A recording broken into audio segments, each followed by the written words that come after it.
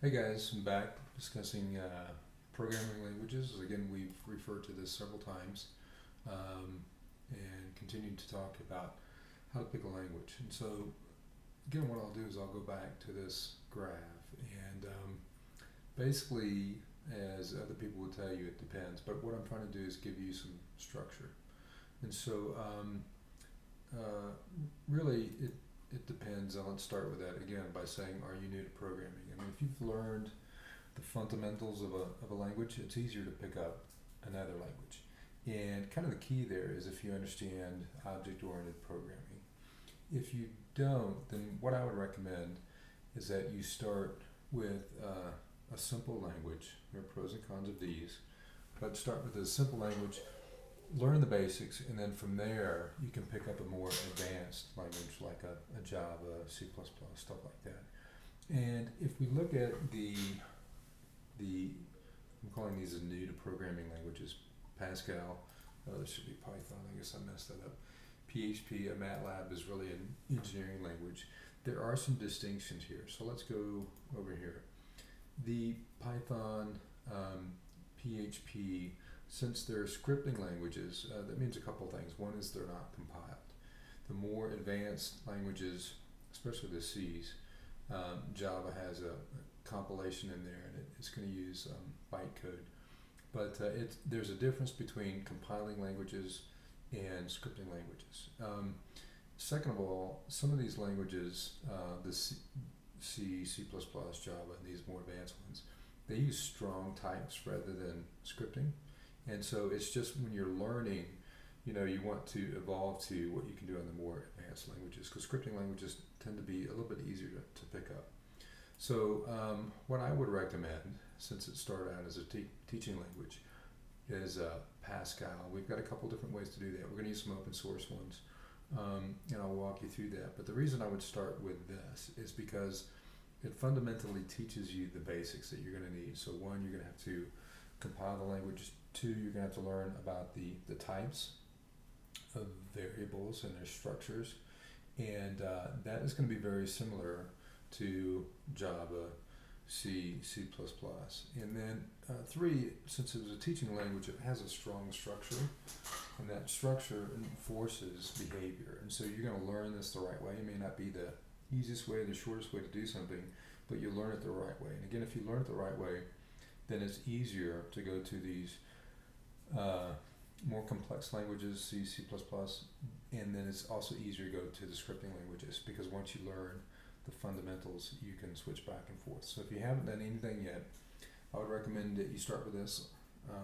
We'll download an IDE, and it's cross-platform, so you can use it on Windows, on Mac, Linux, anything you want. The second thing that we're looking at when we're talking about how do we pick a language would be, one, if we have fundamental programming skills, if we understand object-oriented programming, etc. Then what we want to do is figure out, if we're looking for a job, are we looking for, what kind of job are we looking for?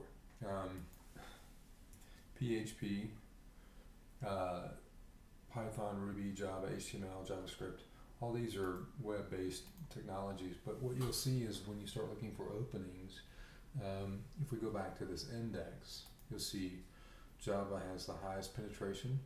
Again, we can see, let's come up here. We can see that it's been trending down, but it is used in enterprise software. So companies selling software to other companies would use a language like this because it can run on any environment. Ruby, let's see, Python. Startup companies use these a lot, so they're not the really big companies maybe, but they're starting to adopt some of these because of the scripting nature. They're easier to get started, to build a pilot, to do something easy, proof of concept maybe, and then maybe they would move this to a different language over time. PHP is pretty much anywhere. In fact, if you look at this index, you can see that they use the PHP language. Everybody from Facebook to all these web-based social media type companies. It's just a good language in general to use. And there's a lot of open source code out there, so you don't have to start from scratch. If you're looking for something more in the desktop area, then we have C++, .NET, typically Windows only. There are ways that you can make this run on other platforms, but they're kind of a workaround. Again, if you wanted to, you can take your native programming languages and use that on the desktop. Delphi itself runs on currently Windows and Mac. There's some talk about maybe making that run on Linux. You can do Python for both web and desktop. Actually, you can do Java for web and desktop. While these may be used on the desktop, they're not as advanced as maybe a C or C++. Again, to scenario 2, if you were starting your own software company, what software would you pick? Again, there are different avenues here. Are you looking for social media? These tend to be web-based, Twitter, Facebook, these type of companies, and they tend to be web-based, although you can have app store-based applications as well, something on an Android phone, iPhone. There are some software companies that focus just on apps, like Angry Birds and some of these other companies.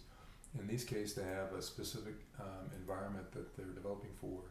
And if you're looking for something for specifically the iPhone, that would be Objective-C. If it's Android, it's probably Java, although you can do PHP to develop for these phones as well.